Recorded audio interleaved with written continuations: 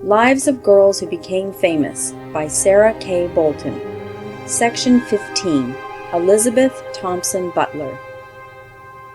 While woman has not achieved such brilliant success in art, perhaps, as in literature, many names stand high on the lists. Early history has its noted women. Propercia di Rossi, of Bologna, whose romantic history Mrs. Hemans has immortalized. Elisabetta Sirani, painter, sculptor, and engraver on copper, herself called a miracle of art. The honored of popes and princes, dying at 26.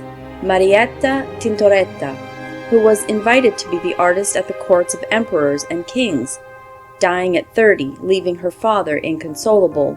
Sofonisba Lomellini, invited by Philip II of Spain to Madrid to paint his portrait, and that of the Queen, concerning whom, though blind, Van Dyck said he had received more instruction from a blind woman than from all his study of the old masters, and many more. The first woman artist in England was Susanna Hornbolt, daughter of the principal painter who immediately preceded Hans Holbein, Gerard Hornbolt, a native of Ghent. Albrecht Dürer said of her in 1521, "She has made a colored drawing of our Savior, for which I gave her a florin (40 cents). It is wonderful that a female should be able to do such work." Her brother Luke received a larger salary from King Henry VIII than he ever gave to Holbein, $13.87 per month. Susanna married an English sculptor named Worsley and lived many years in great honor and esteem with all the court. Arts flourished under Charles I. To Van Dyck and Anne Carlyle he gave ultramarine to the value of $2,500. Artemisia Gentileschi from Rome realized a splendid income from her work, and although 45 years old when she came to England, she was greatly admired, and history says made many conquests. This may be possible, as George IV said a woman never reaches her highest powers of fascination till she is 40. Guido was her instructor, and one of her warmest eulogizers. She was an intimate friend of Domenichino and of Guercino, who gave all his wealth to philanthropies, and when in England was the warm friend of Van Dyck. Some of her works are in the Pitti Palace at Florence, and some at Madrid, in Spain. Of Maria Verelst, the historical painter, the following story is told.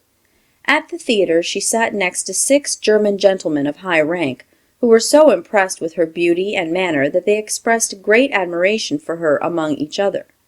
The young lady spoke to them in German, saying that such extravagant praise in the presence of a lady was no real compliment. One of the party immediately repeated what he had said in Latin. She replied in the same tongue that it was unjust to endeavor to deprive the fair sex of the knowledge of that tongue, which was the vehicle of true learning. The gentlemen begged to call upon her. Each sat for his portrait, and she was thus brought into great prominence. The artist around whose beauty and talent romance adds a special charm was Angelica Kauffmann, the only child of Joseph Kauffmann, born near Lake Constance about 1741. At 9 years of age she made wonderful pastel pictures. Removing to Lombardy, it is asserted that her father dressed her in boys' clothing and smuggled her into the academy, that she might be improved in drawing. At 11 she went to Como, where the charming scenery had a great impression upon the young girl.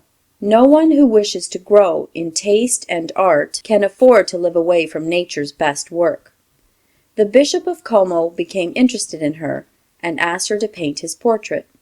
This was well done in crayon, and soon the wealthy patronized her. Years after she wrote, "Como is ever in my thoughts. It was at Como in my most happy youth that I tasted the first real enjoyment of life."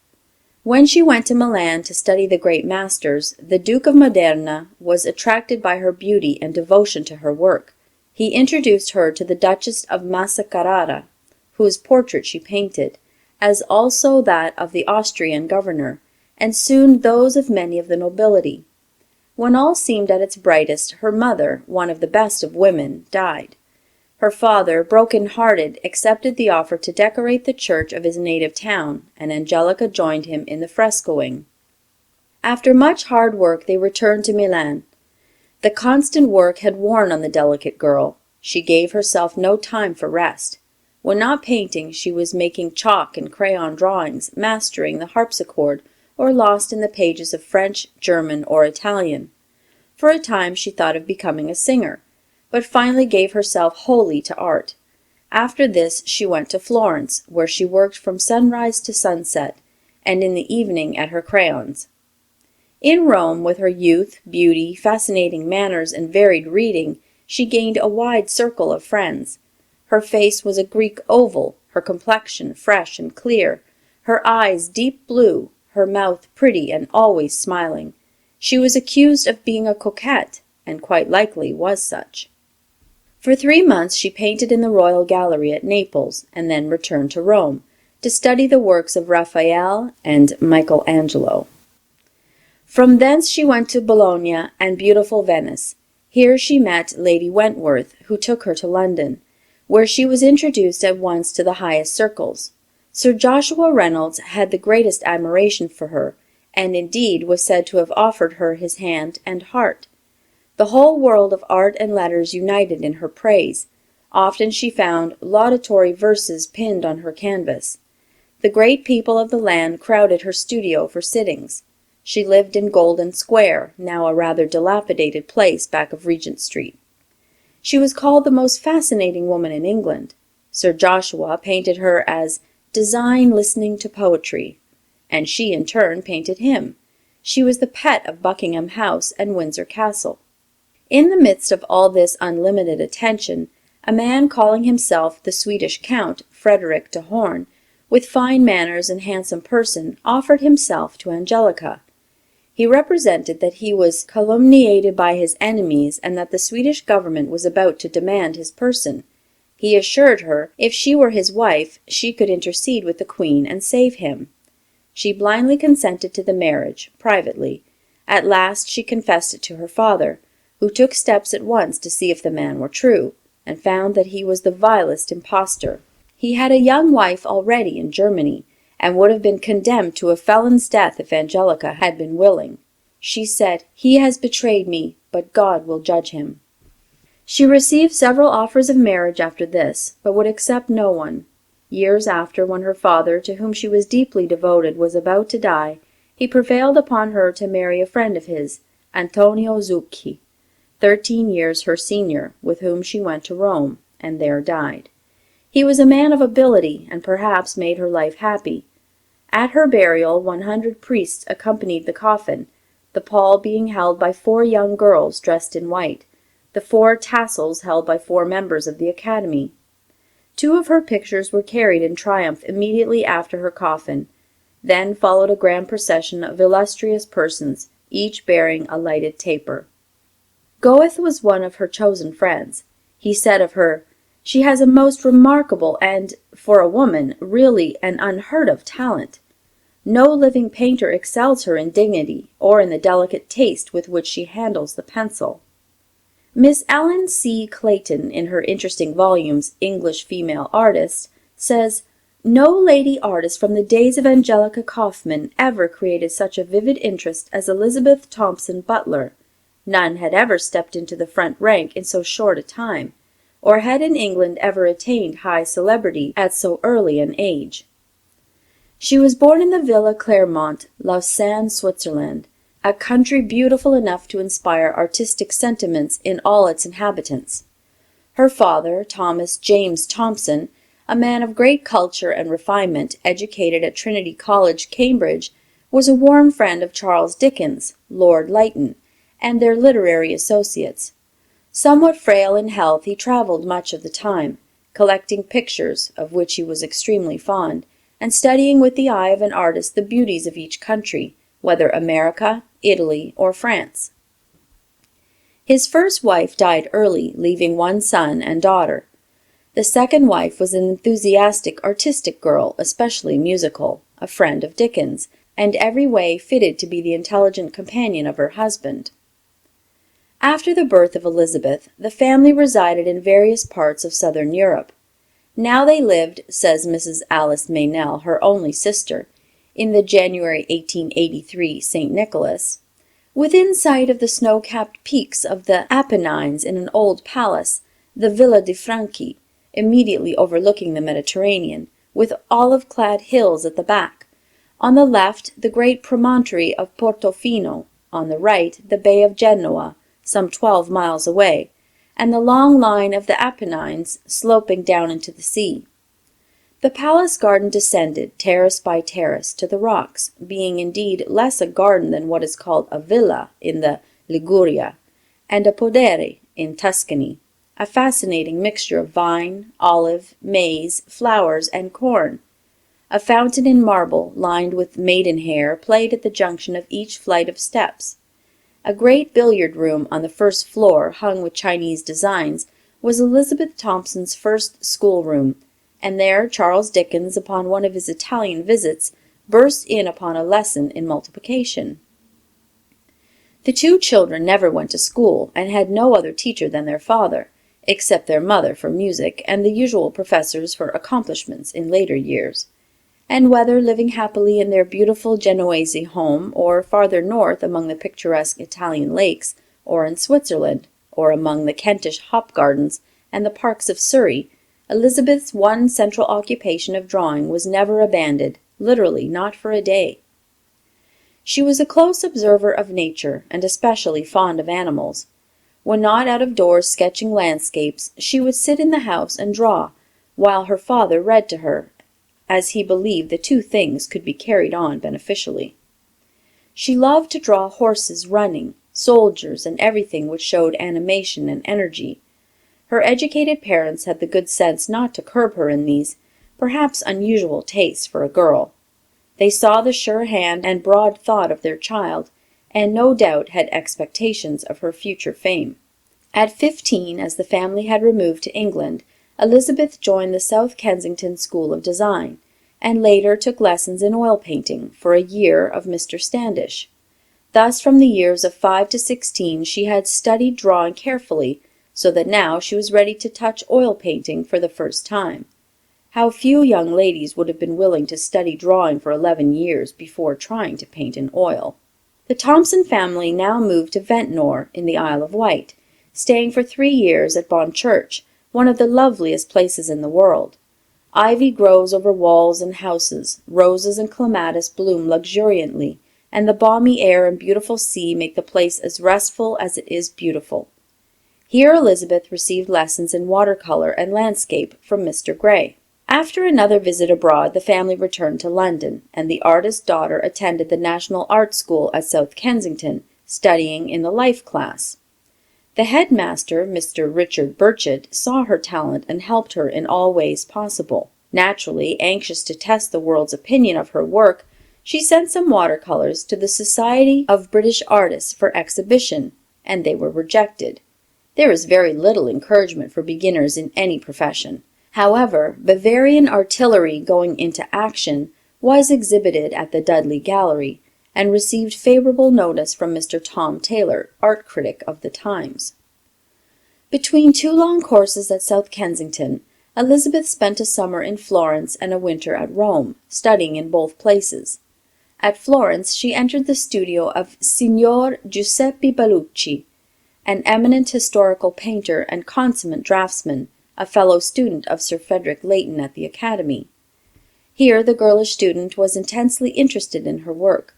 She rose early, before the other members of the family, taking her breakfast alone, that she might hasten to her beloved labor. On the day when she did not work with him, says Mrs. Meynell, she copied passages from the frescoes in the cloisters of the Annunziata, masterpieces of Andrea del Sarto and Francio Biggio, making a special study of the drapery of the last-named painter. The sacristans of the old church, the most popular church in Florence, knew and welcomed the young English girl, who sat for hours so intently at her work in the cloister, unheeding the coming and going of the long procession of congregations passing through the gates. Her studies in the galleries were also full of delight and profit, though she made no other copies, and she was wont to say that of all the influences of the Florentine school which stood her in good stead in her after work, that of Andrea del Sarto was the most valuable and the most important. The intense heat of the midsummer, which day after day showed 100 degrees Fahrenheit in the shade, could not make her relax work, and her master, Florentine as he was obliged to beg her to spare him, at least for a week, if she would not spare herself. It was toward the end of October that artist and pupil parted, his confidence in her future being as unbounded as her gratitude for his admirable skill and minute carefulness. During her 7 months in Rome she painted, in 1870, for an ecclesiastical art exhibition opened by Pope Pius IX. In the cloisters of the Carthusian monastery, the Visitation of the Blessed Virgin to St. Elizabeth and the picture gained honorable mention. On her return to England the painting was offered to the Royal Academy and rejected, and what was worse still, a large hole had been torn in the canvas in the sky of the picture. Had she not been very persevering and believed in her heart that she had talent, perhaps she would not have dared to try again. But she had worked steadily for too many years to fail now. Those only win who can bear refusal 1,000 times if need be. The next year, being at the Isle of Wight, she sent another picture to the Academy, and it was rejected. Merit does not always win the first, nor the second, nor the third time. It must have been a little consolation to Elizabeth Thompson to know that each year the judges were reminded that a person by that name lived and was painting pictures. The next year a subject from the Franco-Prussian War was taken, as that was fresh in the minds of the people. The title was "Missing." 2 French officers, old and young, both wounded, and with one wounded horse between them, have lost their way after a disastrous defeat. Their names will appear in the sad roll as missing, and the manner of their death will never be known. The picture was received, but was skied, that is, placed so high that nobody could well see it. During this year she received a commission from a wealthy art patron to paint a picture. What should it be? A battle scene? Because into that she could pent her heart. A studio was taken in London, and the roll call, calling the roll after an engagement, Crimea, was begun. She put life into the faces and the attitudes of the men, as she worked with eager heart and careful labor. In the spring of 1874 was sent to the Royal Academy, with, we may suppose, not very enthusiastic hopes. The stirring battle piece pleased the committee, and they cheered when it was received. Then it began to be talked at the clubs that a woman had painted a battle scene. Some had even heard it was a great picture. When the Academy banquet was held, prior to the opening, the speeches of the Prince of Wales and the Duke of Cambridge both gave high praise to the roll call. Such an honor was unusual. Everybody was eager to see the painting. It was the talk at the clubs, on the railway trains, and on the crowded thoroughfares. All day long crowds gathered before it, a policeman keeping guard over the painting, that it be not injured by its eager admirers. The Queen sent for it, and it was carried for a few hours to Buckingham Palace for her to gaze upon. So much was she pleased that she desired to purchase it, and the person who had ordered it gave way to Her Majesty. The copyright was bought for 15 times the original sum agreed upon as its value, and a steel plate engraving made from it at a cost of nearly $10,000. After 3,500 impressions the plate was destroyed, that there might be no inferior engravings of the picture. The roll call was for some time retained by the Fine Art Society, where it was seen by 250,000 persons. Besides this, it was shown in all the large towns of England. It is now at Windsor Castle. Elizabeth Thompson had become famous in a day, but she was not elated over it, for, young as she was, she did not forget that she had been working diligently for 20 years. The newspapers teemed with descriptions of her and incidents of her life, many of which were, of course, purely imaginative. Whenever she appeared in society, people crowded to look at her. Many a head would have been turned by all this praise, but not so the well-bred student.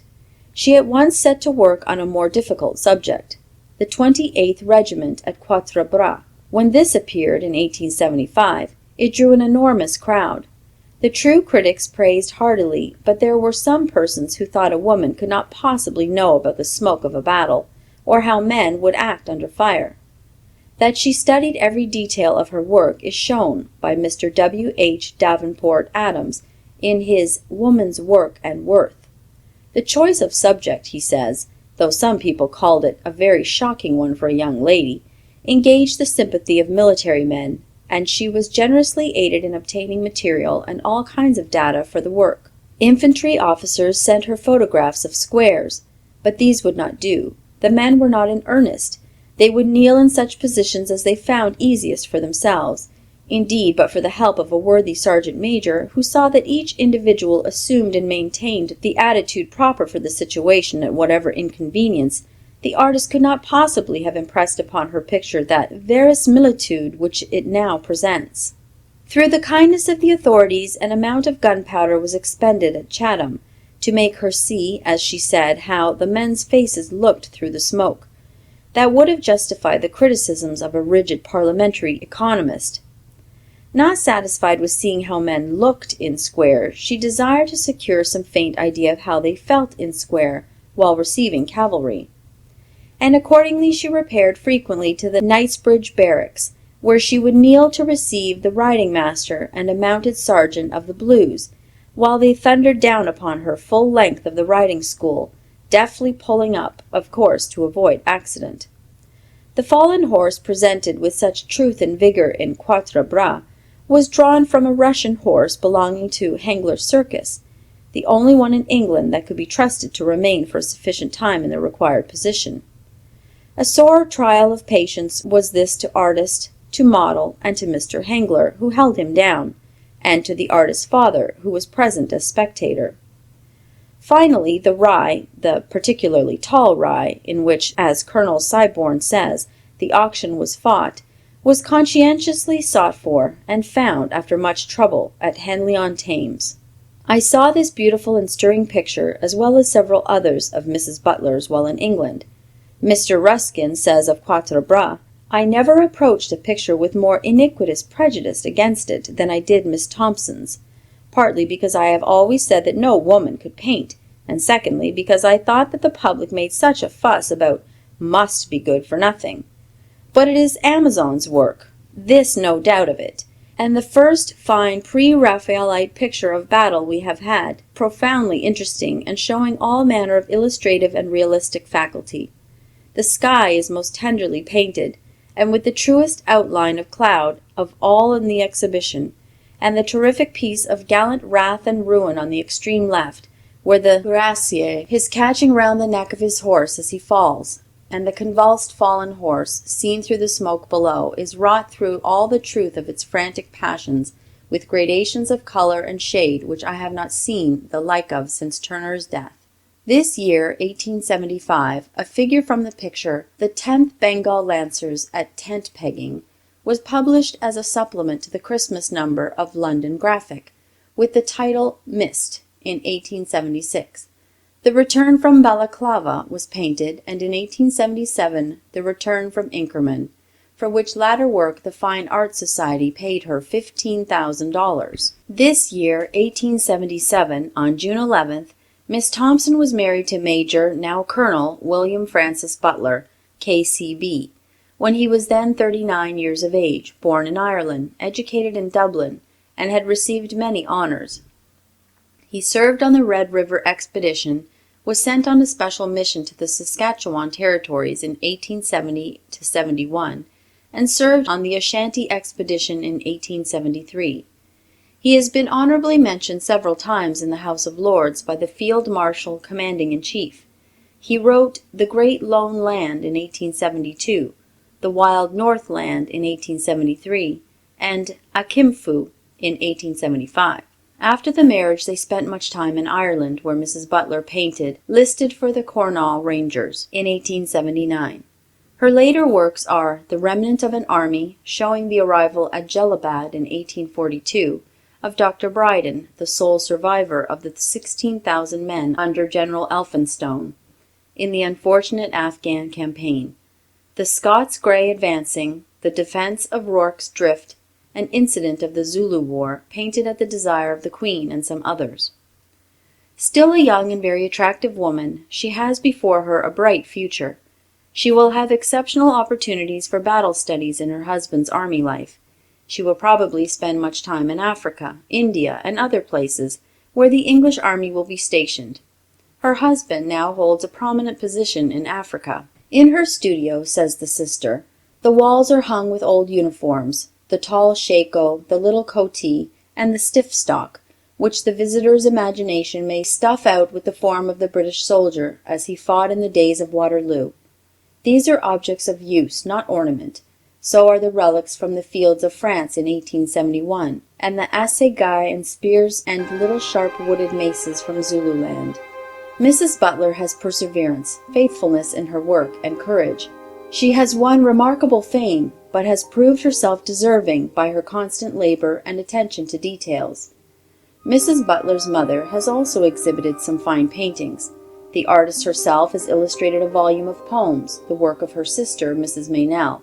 A cultivated and artistic family have, of course, been an invaluable aid in Mrs. Butler's development.